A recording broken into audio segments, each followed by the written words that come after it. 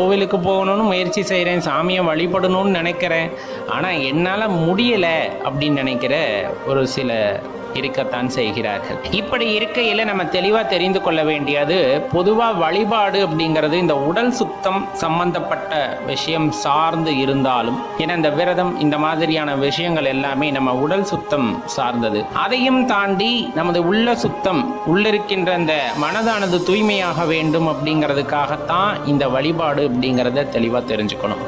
எப்பவுமே நம்ம சொல்வது உண்டு, அவரோட அனுமதி இருந்தால்தான் அவர் ஆலய வாசலை மிதிக்க முடியும் அப்படிங்கிறது. அவரோட அனுமதி இருந்தால்தான் அவரை பற்றி நினைக்க முடியும் அப்படிங்கிற ஒரு விஷயத்தை நம்ம எப்பவுமே நம்ம பெரியவங்க சொல்லியிருக்காங்க.